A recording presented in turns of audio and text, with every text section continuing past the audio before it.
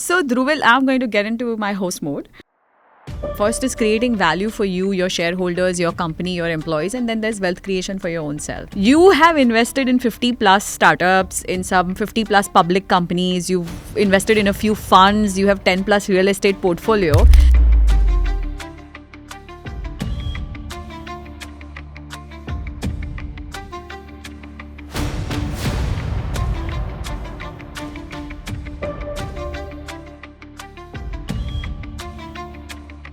What has been your investment thesis? Elon Musk has compounded his wealth at 35% over 25 years. Buffett has compounded his wealth at 32% over 50 years. Right? But at LogiNext, in a bad year, we make 50% return. The history, with all its ups and downs, is going to speak about fundraising. And you said, Anu, I was fundraising for 9 months unsuccessfully. And you said at one point in time, you were in front of one of your investors and you cried. The feedback they shared on why they could not invest in me was that I am not a CEO they see that can be a public CEO. Approximately what would be the valuation of LogiNext today? And there's nothing called as work-life balance, right? Oh my God! Unpopular opinion. Work-life balance is for the weak. Actually have a session with Lipi. What it really took for her to be with you for all these years. There's so much that is spoken about founders' depression. Oh my God, founders go through so much. But I'm sure there are challenges of being that founder's spouse as well. There were days when I felt that I can never talk about my problems because they are never big enough. Emotionally extremely self-regulated. Extremely. Like the most self-regulated person ever I have met in my life. Ever. She's that COO that every CEO wants. Oh, in their life, right? what a lovely... And I think Dhruvil was talking about his podcast with Zip Electric.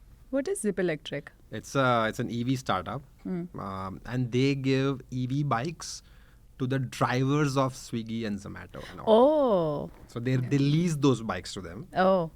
Because most of these guys are driving the usual old school bikes, and EV gives them better mileage, so they make more money out of it. Oh. But this guy is like a podcast powerhouse. So what he does is that he would just be so much prepared somehow in very short time about every guest. Every day he records one podcast. Oh wow. In his office. Oh wow. So he has this office where his desk and everything is there, and there's a podcast table, and his team is always sitting there. People would just Someone's already on that. Come over, we'll do podcast. But if you would bump into somebody in an event, you would like, oh, come over, we'll do a podcast. I'm like, right now? Dude, I'm that crazy enthusiast right now. Whoever I pakad ke, just are you free? Let's do it. Chalo. When are you coming? Let's do. That's like. And this guy, and then he never releases the whole podcast. He only releases bite-sized content. Oh, very and very that amazing. works like you. Amazing. So the most famous reel so far is with this guy. Oh. Because he kind of finds that exact punchy. Yeah. Yeah. Are you a fan of podcasts? Yes, but only of my interests. Which are? Which are the usual movie stuff, then tech podcasts, then some stand-up comedy podcasts. So yeah, there are different areas of interest. Yeah. Libby, have you ever done a podcast before? No, this is my first. This is your first. I am your first host. Yes. This is like, oh my God, I'm honored. Nobody has given me so much of importance. I'm telling you what, he is just a stepping stone. I love you. Honestly, ask him. When I first, I said, I'm starting my podcast series. I want to do this with you. I said, but can Lipi also do? That was my first thing. I was like, if this has to go. Dhruvil's story is so much out there. I don't think people are as much interested in the gyan that he gives. I personally call it pearls of wisdom because I don't know if you know this or not. I harangue him for so much advice and he has to drill the same point to me in my head so many times. And I'm like, he does this personally, but I also sometimes when he's busy, I'm like, no, I can watch his podcast. I also get to know about that. But I think so he was probably not my top choice if it was not for the section that I want to do with you. That's flattering. So thank you so much for agreeing to be my guest and to be doing this for the first time with me. Yes. Okay. Yes. I'm just taking it like casually. We are chatting over. We are casually chatting. There's nothing so special about this conversation with me, which I would not have in your living room on your couch. Okay, so this is just that conversation. Yes. But to my audience, I want to introduce you, and not as Mrs. Sanghvi, because I know there's so much more to you than just being Dhruvil Sanghvi's wife. So to people who do not know her, she is exceptionally talented, a prolific professional in her own right. Dhruvil graduated from Carnegie Mellon, and Lipi did her master's in computer science from University of Southern California. She has worked as a software engineer, tech lead, and engineering leader in various companies, including at Cisco, Turtle Mint, which is based in India, and most recently at Evolution IQ, based in New York. Yeah. And Evolution IQ was most recently acquired by CCC Intelligent Solutions. Yes. So congratulations on that. And yeah, I'm very excited to start this conversation with you. Are you ready? Yes. Yeah. Yes. Okay. So Lipi, there's so much that is spoken about founders' depression. Like, oh my God, founders go through so much. And, they have depression and the entire world against them and highs and lows of being a founder. Rightly so. But I'm sure there are challenges of being that founder's spouse as well. Okay? Yep. So this particular section, I want to talk about, firstly, you, getting to know you as a person, your journey, your childhood, your aspirations, narrowing down into how did you meet Dhruvil and what was the most striking aspect about, getting to know this person so much so to then eventually get married to him and building a family with him. And what it takes to be in this highs and lows of the journey or the path that he has chosen, and how that impacts your life, your career choices, choices to raise the family of your dreams. You've most recently embraced motherhood, and how all of that looks like with his extremely, extremely challenging and busy schedule. Yeah? Yeah. You ready to talk about that? Yes. Okay. Yes. So we're going to start with your childhood. We spoke about Dhruvil's childhood, and you're also from the same city. So tell me a bit about what was your childhood like, and what were your aspirations growing up? Yeah. So I grew up in a pretty similar environment as what Dhruvil and probably even all of us would grow up in. I have a twin brother, so my childhood was pretty much fun. We used to do a lot of activities together, so there's always a constant companion in the house, and I really used to look up to my elder sister, like even like similar to what Dhruvil said. But like a household with 3 kids, it was amazing fun, and we all were going to the same school, so like I said, it's always something going on. I was not very notorious. However, I was a very smart kid where, if my brother or sister gets a scolding, I'll be in the safe zone first. So I used to be that person.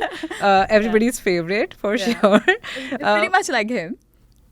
Well, I still used to underperform in front of my, in comparison to my siblings. You were the star. Straight A+ kind of. Yeah, I was the geek. Geek of the house. In the Not house. geek, but the diligent one. Yeah, the diligent one. And the brilliant one. Yeah. Yes. So yeah, and that explains my aspiration. So I think I remember when I was probably in 4th or 5th grade, my aspirations would be probably towards being a scientist or being an author or writer, because I was too much into books and studies, and I did not think about the applications in the outside world, and more just knowing that I love to study, and I just wanted to continue that for for longer period of time.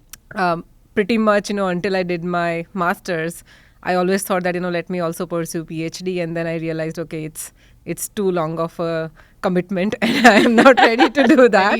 And that's when I gave up on studies, and that's when I was thinking about the actual practical career. Yeah, and then what did you want to be in terms of the practical career choices? What were your top choices? My top choices, I would say, like I said, I was always looking up to my siblings and my other surroundings. Again, from friends and families. I never thought very seriously about career choices.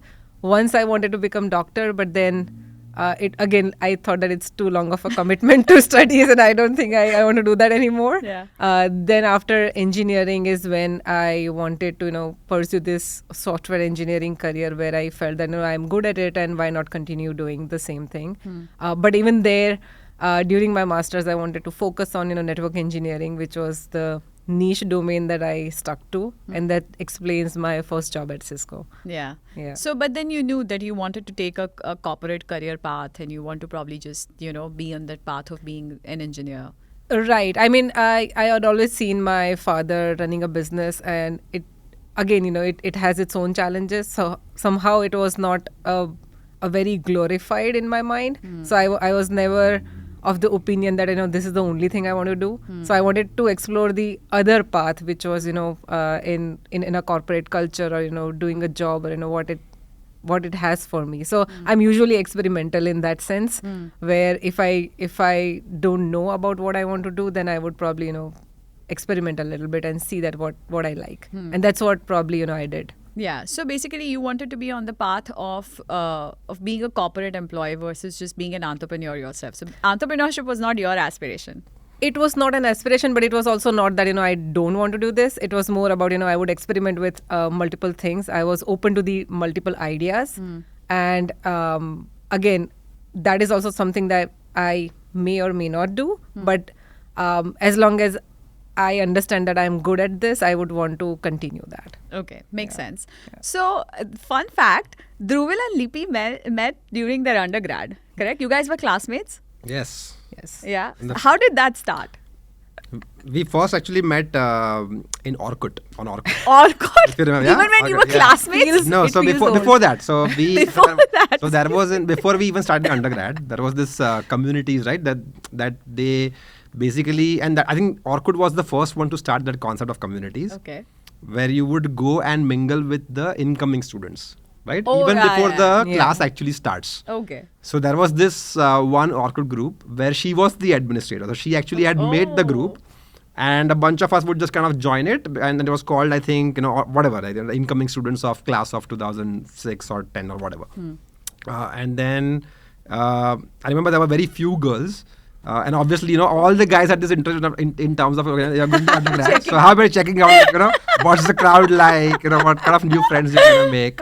So Lipi was a very distinct name also. Okay. And obviously a lot of guys, including me, kind of, checked her out in terms of, okay, she's going to be somebody interesting. And she's also the admin of the group. So looks like the alpha, the smart one. Woman. So that's how we met first. And of course, then, and we had we all had spoken. And we also met a bunch of friends who ended up becoming lifelong friends. But we all mingled so much that we knew each other really well even before we met for the first time on day one. So this is like all online chatting. Yes. So he was checking you out. What were you thinking?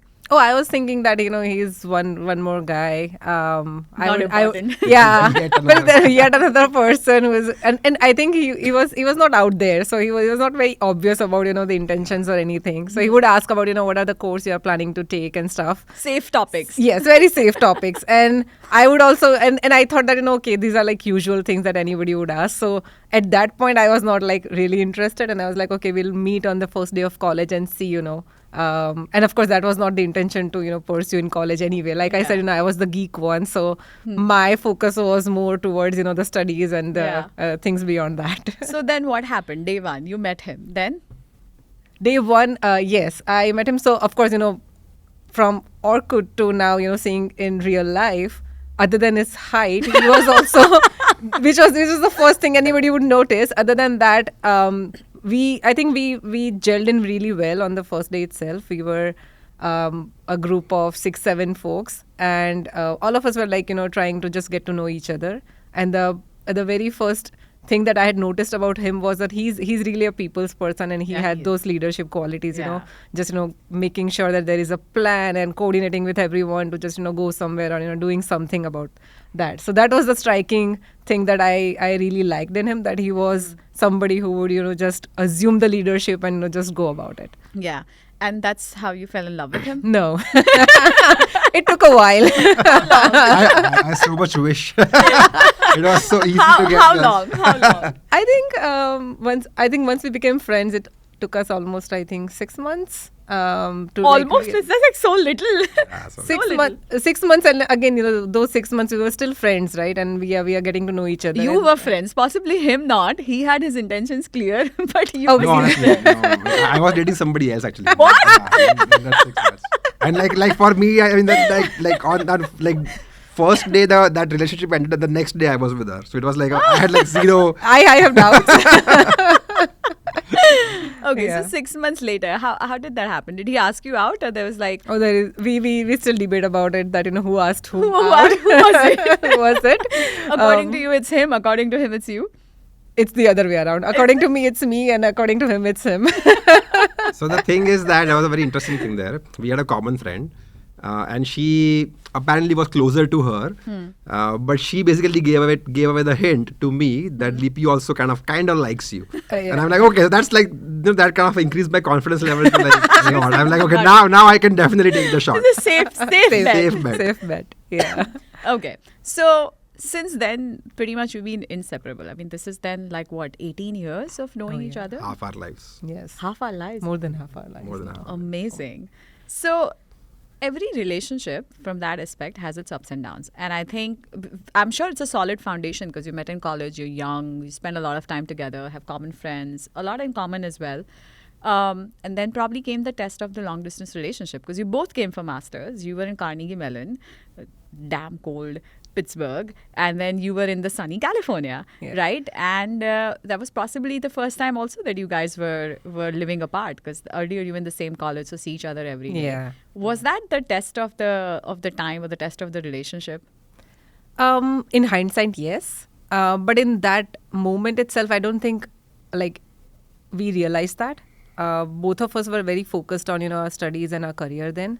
So it was pretty much that we are focused that we want to do this. We used to talk, let's say, once in a week or so, but we were not worried about the other person doing something else, or we never had trust issues or anything because we were very focused. Like I said, he was of course focused and I was always of course focused on my studies. Even when we used to speak about our day-to-day lives, it was more about this is an interesting thing that's happening rather than just the lovey-dovey things that probably I don't know what other couples talk about, but You're talking about studies. We were talking about studies and career, and this is the interesting things about living in US and living apart from your family. So those were our opportunities to just bond over, even in long distance relationships. Did he ever speak to you about his entrepreneurial aspirations at that point in time? No, like not in clear words, but there were always signs. Like, for example, when we were in the college, like I said, he would always take up these opportunities to just do something, whether it's being a volunteer at a tech fest or running a tech fest, being a president of a society, a computer science society we had in college. Leadership. So leadership, yes. Yeah. So he was always that person, and he has always been a hardworking person. So he would always make sure that his day is full with work, activities, something productive. And he would not waste his time in something which is not productive. So I'd always seen that. But I think he vocalized it when he actually decided to just start LogiNext. So that's when we actually talked about it. Yeah. But before that, because you both were here for 2 years, did you work in the United States after that?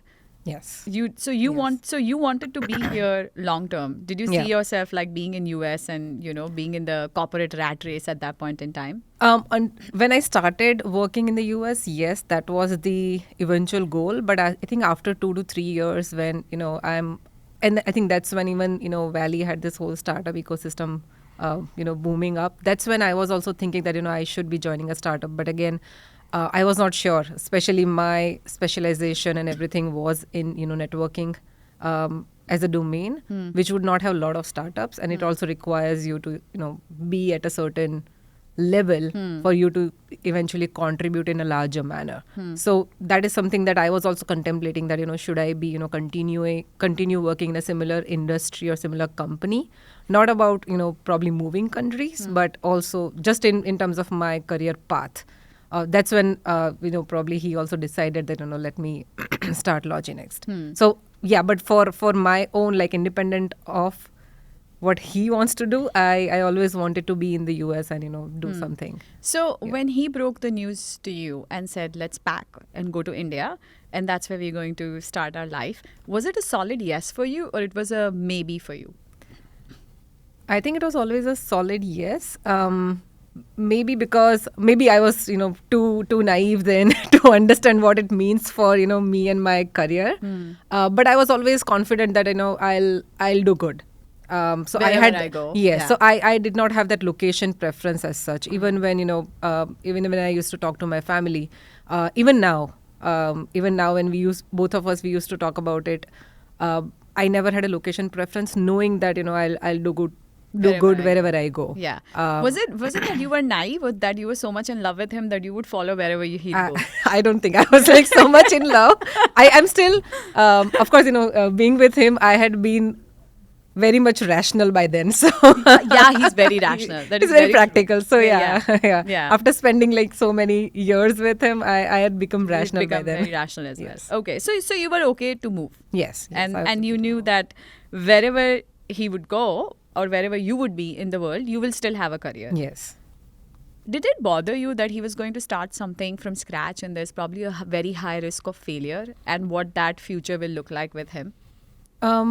There was a time when I had thought about it. Maybe just before moving to India. I think there was almost around a month before I was packing my bags, and I knew that this is probably for good. And possibly like a one-way ticket, because you both Yes. were on H1B at that point in Yes. time, which means if Yes. you leave today, Right. There were very whether slim that works out chances. or not, you're not coming back. Correct. Yeah? That's when I was actually thinking about that. What if this tanks? But then there was also a confidence that knowing Dhruvil, then how hardworking he is, I had that confidence that we'll figure it out. Did your family react to it and saying like, have you gone crazy? Like, why are you packing your bags? Because I know your sister also lived in US, right? Yeah, At that point in yeah. time, she would have been like, what is wrong with you? Like, you're giving up on your American dream. Were there comments like that? Not really. In fact, they were happy that my Closer mom. to Yes, parents, I yeah. was closer to parents. I was closer to family. Of course, my sister did have an opinion saying that I'm sure you're coming back. I don't think you are going to be in India for too long. Yeah. But I mean I don't know if there was a serious thought about it, or it was just a passing comment. But most of the people were happy about it. Yeah. That When that anxiety and panic was setting in, even for that brief time, did you try to pull him back and say, maybe we should reconsider? oh, never. No.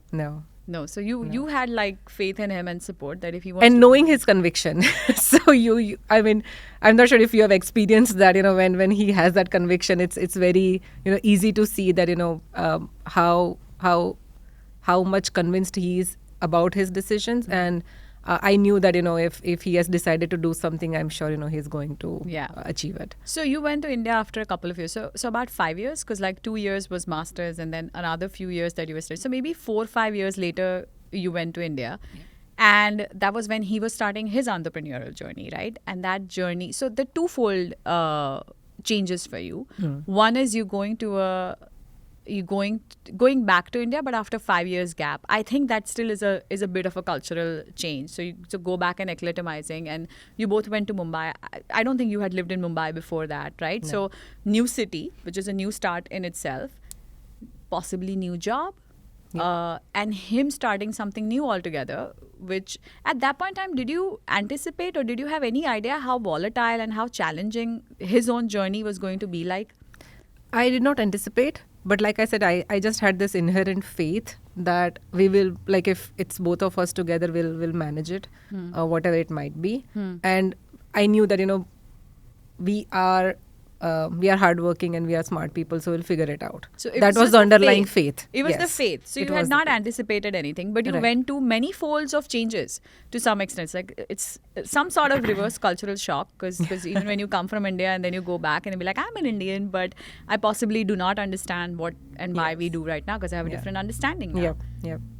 Walk me through that adjustment period. And I specifically want to talk about those formative few years when success was not as glorified for him, when it was still like a lot of ups and downs and very slow starts and not a big momentum. Dhruvil Sanghvi today was not what he was in those first 6 months to a year. What was that change like for you? To start with, I was changing my career and country. So that was, a big daunting task. Did you go back with a job? Yes. So then I took- you had a soft landing. So no, I took an offer from here. However, again, this was a startup then. So Turtlemint is the startup that I'm talking about. Yeah. However, they were really small. It was Series A, and I was probably 7th person in the team. Not even Series A, seed.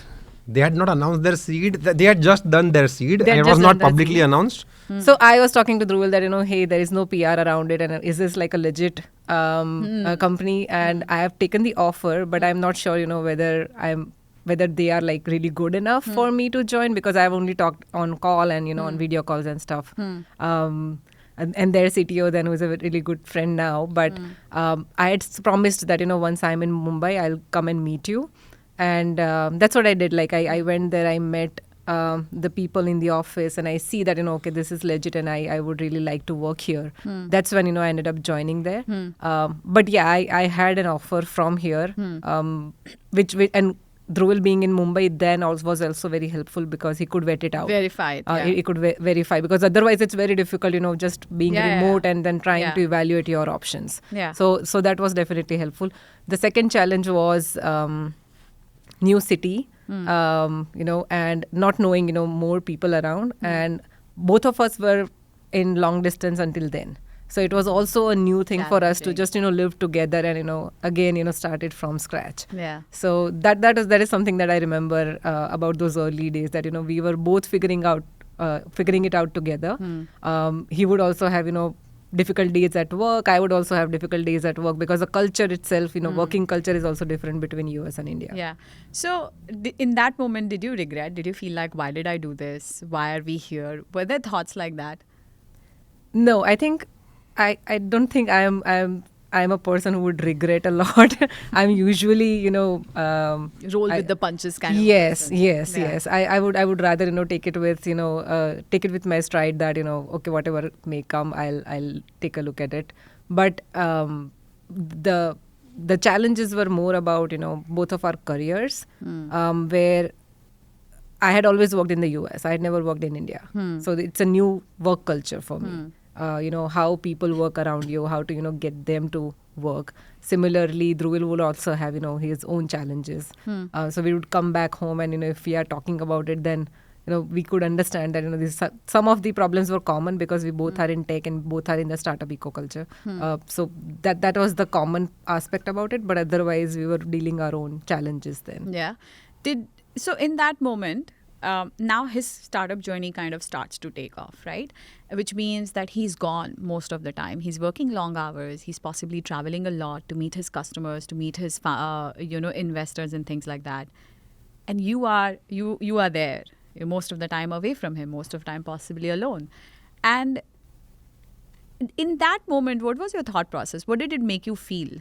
And did you ever feel like I could have possibly had a better career had it not been for this? Especially because you're talking about challenges in the Indian startup ecosystem and the career and the cultural change, compounded by the fact that you are married to a man now whose first love is actually, or his first baby is actually his startup, which demands 90% of his time. And when he comes home, probably it is not a euphoric feeling when he's back home, because it's brutal, it's beaten. Some days are depressing, some days are down, and it's been outright losing, in a lot of ways. When you come back home, sometimes as a founder, you're feeling like, fuck, am I a loser or what? Like, what am I even doing with my life?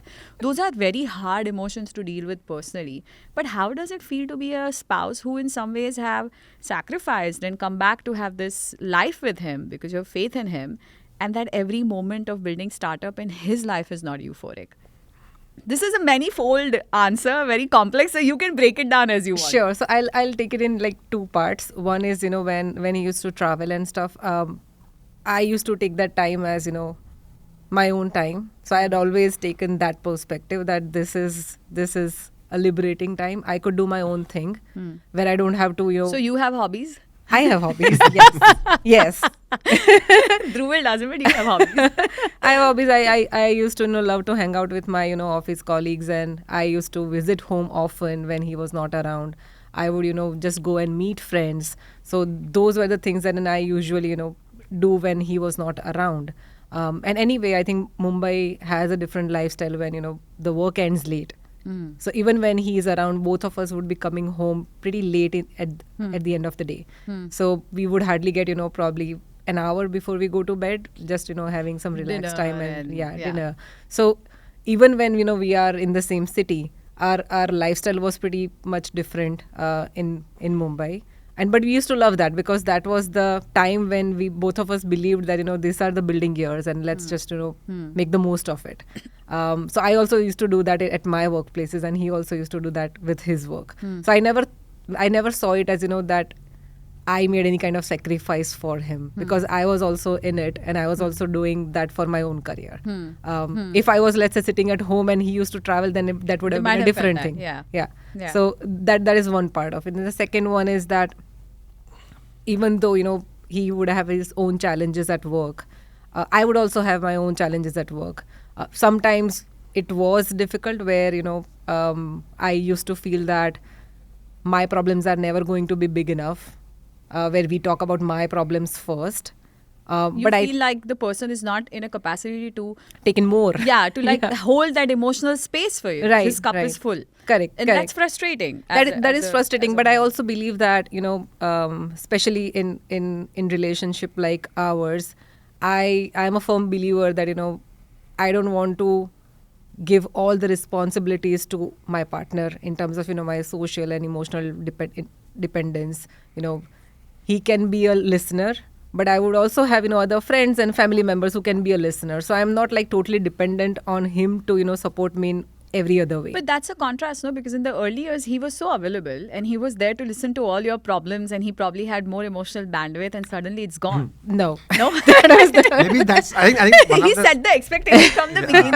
I think I'm very, I think one of the helpful thing that has happened, I think just not a great thing to have for a woman, but I'm just generally a very low on empathy kind of a person, right? So even in my friend circle, at workplace, in personal life, even my cousins, my siblings, my family, my I think parents. lack of empathy is not the right That's word. not the right word. Practical. Yeah, he has always been very approach. rational and practical about it. Because I know I go with problems to him, and he takes out all the emotions out of it and straight to the point and the crux of the matter. Correct. So and he has always been like that. Like even when we were 18 years old, he has always been like that. So I know that what are the things that I would really depend on him or rely on him to support me with, versus what are the things that I would find my own support system. That is, I think that is most women, by the way. That is not Right. just you. Any man you be with, I think I always feel in my life that low on empathy. Why do you not understand? That's just the theme of my And life. sometimes I used to just tell him that I don't need a solution. I just want you to listen. Oh my God, That's I it. say that all the time. That's a point you have to drill down. But Right. but you said, like, for a moment you felt that your problems will never be big enough as compared to there were his days. problems. Yes, there were days when I felt that I can never talk about my problems because they are never big enough. And of course, when I listen to his problem, I would never even say it out loud that I have this problem. Just knowing that probably he's dealing with much more. I should not be talking about this. But those days would be few. Far and few as Far opposed and to- few. Yeah. Especially maybe because he was also traveling, so we would not probably talk all the time. That also helped. That helped? That helped. I would always say that we always found our balance where we would speak about some things, we would not talk about some things. In hindsight, it worked out well. There's a funny thing that you told me recently. I was home for a change for like straight 2-3 months without travel. And she asked me, when are you traveling next? And I'm like, why are you asking? Can you please go? Like, just, I'm not used to this.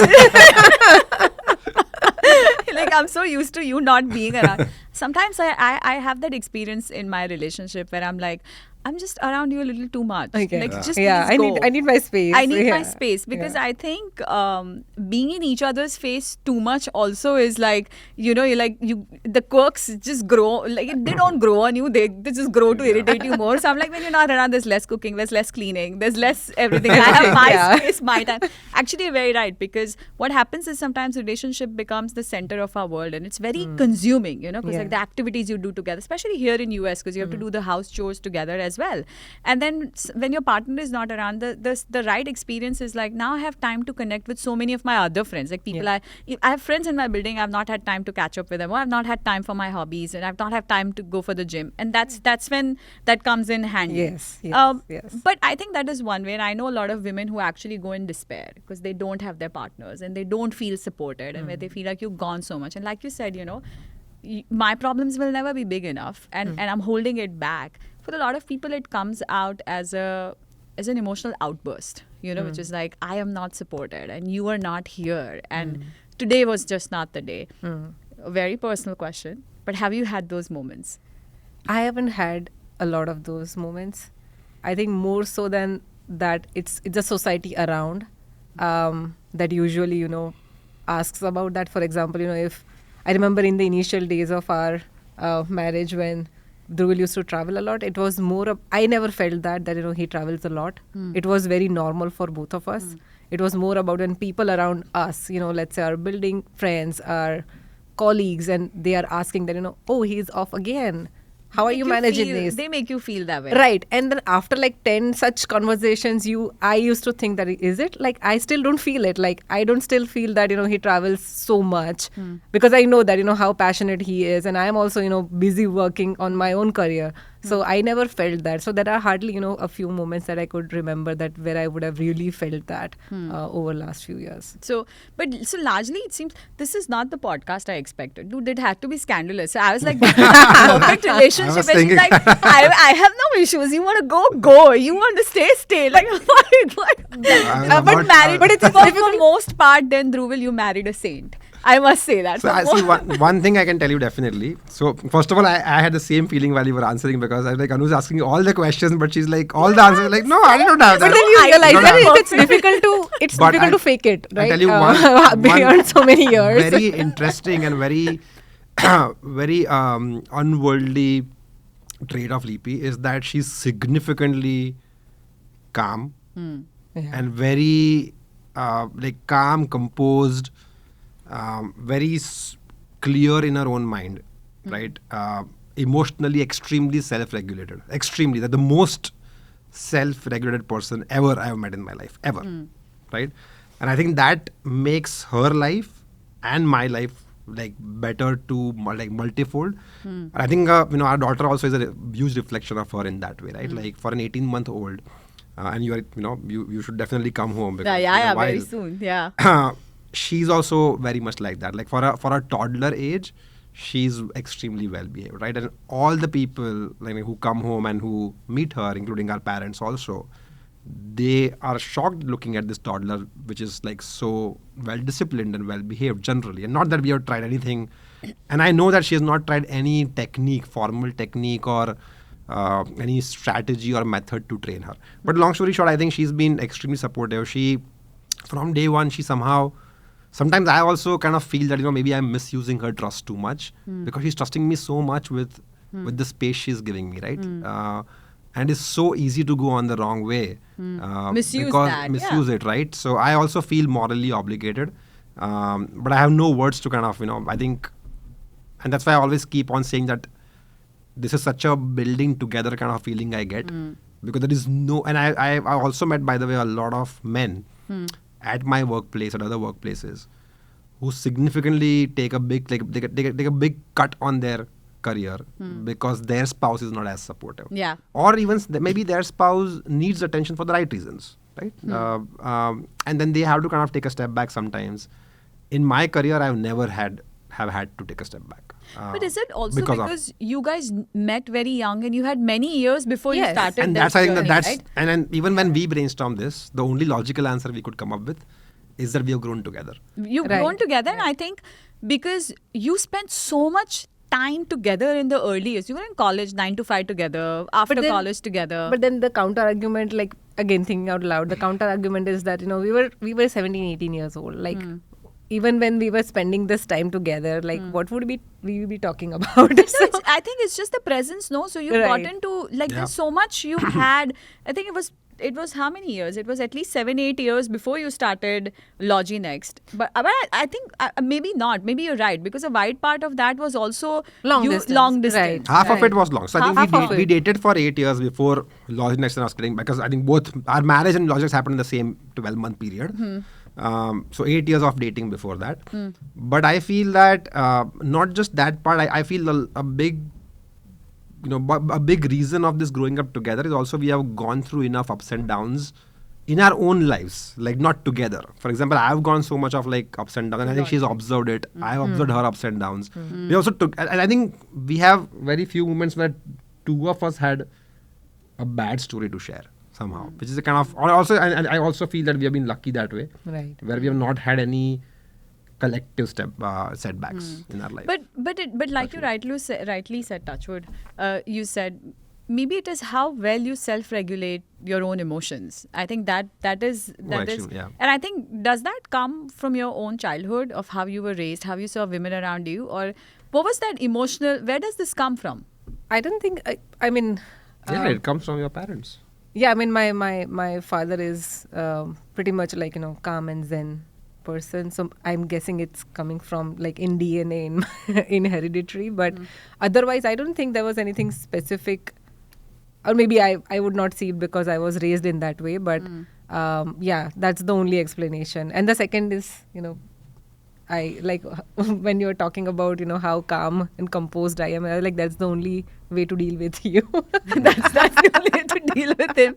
It's also management of expectations, no? Because you're like, I think that's a very good example, because you said a lot of spouses also sometimes have unrealistic expectation from their partners or their spouse, and they like, no, you give me attention, you do this. You've never demanded, give me attention, give me presents, do this, do that. You never have that. No, like, just understand this is in my good interest as well. Like, while he is focused on his thing, I can focus on my own thing.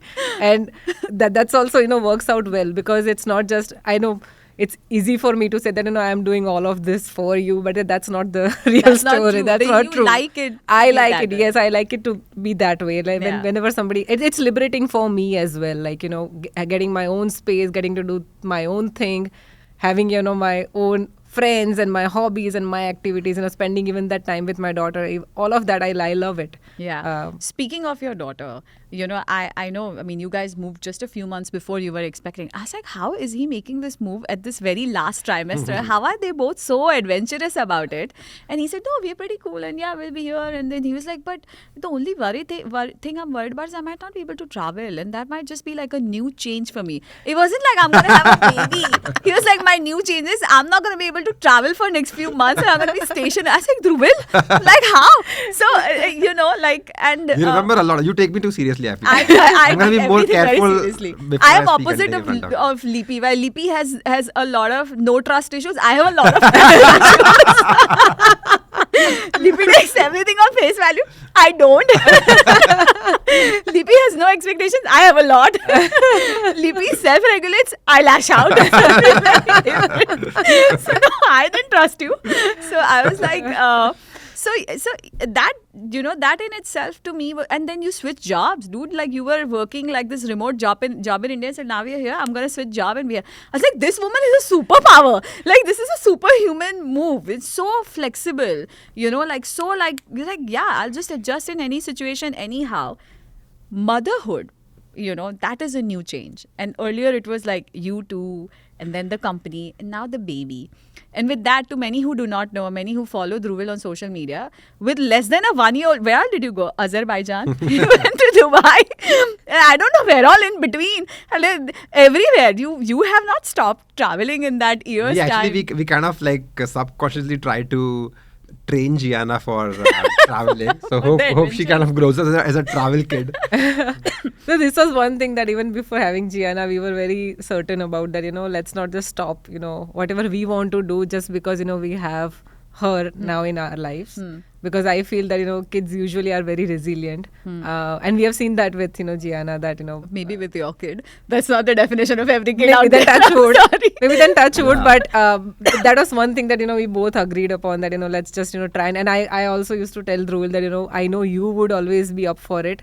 If I sometimes say that, okay, I don't want to do this because, it would be difficult with Jenna, please push me as well, because this is something that I also wanted to continue.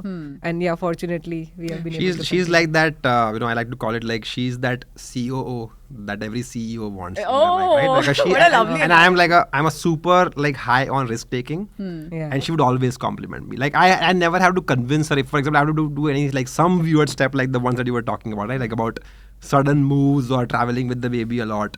And I would come up with all these like ungodly ideas, And she's the like, answer "Let's go for it." consistently is let's go for it. Let's go for it. But how has that changed? Because now with a young baby, United States can be very isolating. You know, like you don't have family around. It was different when you were in India. But here there's like so much that you have to do on your own, and you also have a career. Was it in the early few months of your, after Gianna was born, did you feel like maybe he should scale down, maybe he should be around more? Did you feel the need for that support early on, or because baby changes everything in the mix, so did you fear that, oh my god, now like with all these responsibility, once the parents are gone, how am I going to manage, and what is, Dhruvil, your plan to support me through this? So, like interestingly, motherhood is something that, after having Gianna, I realized that I was much more prepared than I thought I was. Oh. So, subconsciously, it's not that, there's something I have always, planned for or prepared for. It's just that I have seen so many kids around, my sister's daughter, my niece, nephews. So, this is something that I always knew more about even before we started thinking about, having a child. So, after having Gianna, I was much more confident mother, a new mother probably, than probably I have seen around. And that kind of helped me in this journey where of course, we used to have that discussion. Of course, we still talk about it a lot, that, how we want to raise Gianna and, all of the plans that we have for her. But last year, when it was a new thing, we were both figuring it out together. But I feel that, I was more prepared than I thought I was. And that kind of helped me here in the US when even, we would have, less family members. But we have a good friends support system. So that also helps. Changed a lot. Yes. Yeah, people like you. Yes. Oh, amazing. Thank you so much. Honored. So my understanding or my read of you in this few minutes of conversation is that you're someone who is okay to exist on your own in a marriage, in a relationship. Yeah. You are your own person, and his ups and downs, you're there to complement, but you're not there to absorb it. You're not there to live it. You're there to possibly just be the, it's like two tracks being together. That's such parallel. a great summary. I heard a very similar one in recently somewhere, where you don't want to, like in a successful relationship, you don't want other person to, I don't know what's the right way to put it. You don't want the other person to to become that companion on every, like, you don't want the other person to like, fulfill your emotional needs, financial needs. The more intertwined you are, the more complex the relationship also becomes. I think we are both financially like we both make like enough money on our own. We both are emotionally fairly independent. Like even while I may have a lot of challenges, it's like very rarely I share any work stress with her. Right. Like she Even would if- like rarely know about what's going on. In Right. the Even office. even when I tell him that you should share often, I think we end up sharing less. Sharing less. Yeah. Why do you not share more with her? Then who do you share it with? I Who's just your feel thought that- partner? Very like I don't have many. to be But you have few. and I because- think that's where I feel sometimes that I'm too tough on myself. Yeah. I also feel that he should share more. I feel doesn't matter whether a other person would have solution or not. It's just feels good to just talk about it. Vent out. Vent possibly. out. I have a lot of mentors at work, a lot of friends at work, but even with them, like I think they would know only 20% of me. So you internalize most of it. Yeah, I don't know how I evolved to be. I don't know why I evolved to be like that, but that's the kind of person. What about you? You have your own support system Yes, outside yes, him. yes. But you don't think that maybe this is something I should brainstorm with my partner and not with others? There are some things, like for example, if I need a solution or I just want him to listen, then But he's not there then. if he's not there, but like in today's world, it's hardly a case. Right? Yeah, we are even like if it's not literally we physically have- there, it's just a call away. So talk he's every always day, there. so- So it's not that I would sometimes not reach out to him because he's not like physically present. And So you that don't has share never your been- work things with me at all. Like that's not at all. But like I know very little about your work challenges also. I think that she would only brainstorm with me the things which The concerns personal us. and relationship and family Right. kind of a, Like we of would a discuss thing. Gianna a lot. Like now I think Gianna is the biggest topic. Like Yeah. 70% of our conversation is Gianna.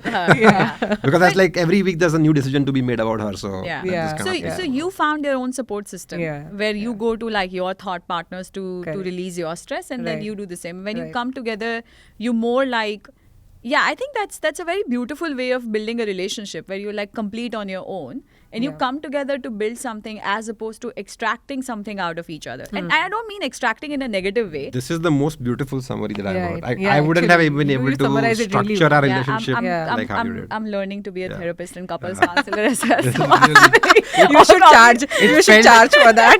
It felt so good hearing this Possibly, because I'm we have just never figuring it out in my relationship. Like, what? So, like we have never been able to package our Correct, relationship correct. like how you could do it. yeah, it's because it's the objective outside view. That's why I need to be on my podcast more often, right? And we should have. Highly this- recommend it to all the audience. We are the repeat guests. Therapy podcast. Yes. I don't know if I have more guests after this, so maybe another session might be a good idea. But Turns out the third time we're talking about like extremely personal stuff. Therapy things. Which nobody's interested. actually, there's a podcast. Guy Winch is a very famous therapist, and he actually calls his patients, and that becomes like generally a session with him is like $500 to $1,000 like for one session. He's like, do it for free, but I'll do it on my podcast. So that probably can be me. Like I'll be a couples counselor, but on my podcast only. Free couple counseling. On my podcast only that all your problems will be public after that. That's the price you Oh, pay. listen, it's free. Okay. Yes. $500 Versus. or no privacy. What do $500. I'll keep it. In today's world, nothing is private. Let's be real. So that makes sense. But yeah, I think I have, the reason I called her is because I feel there's something very beautiful about your relationship that I've always admired from a distance. And I thought that was just like beautifully packaged, and probably there's more to it. But it seems like what you have outside is also what you have inside in your lives. And it is so wonderful to see this very beautiful, how beautifully you said we've known each other more than half of our lives. That's actually not more than half of the couples in this world right now, in this dating scenario. So it's very endearing and it's very beautiful to see a relationship like yours. On a closing note, how would you summarize? I have summarized a lot for you, so you cannot use any of those. But what would be your summary, of the secret sauce to a 2-decade-long relationship? Oh my God. I think for me, the one word summary for me is how accepting Lipi is. She's very accepting. For you? I feel just, being not losing our independent selves in our relationship. I think that's been the biggest factor. Like we both have the core things that define us, and we have retained that. So That's so beautiful. That is so beautiful. And with that, on that note, we end the show, and I have so much to thank you both for this. I have always learned a great deal from Dhruvil. So starting from my startup days to everything that I've been through over the years, even personally. And today I'm walking out of this smiling ear to ear because I have learned something very beautiful about how lasting relationships are built. So thank you so much for doing that. And Lipi, thank you so much for gracing my show and Thank you doing so this much for the first time. having me. Yeah, thank you so much for having That us. was never my forte to kind of like set examples on the relationship side. So I'm very, very happy that This is the bonus. I'm good at it. One more pleasant discovery. I did not know I was doing good at that until I met you. Maybe it's not in the press, that's why. Now it will be. No, but this is. I think. I wish we had more time. I know, I to wish that touch too. upon more things. Yeah. So and that's I why think- you'll be the repeat guest. Yeah. I loved the setup, and I wish we could have give you like more spicy. No, this is so good enough. Thank you so much, guys. Thank you. And thank you.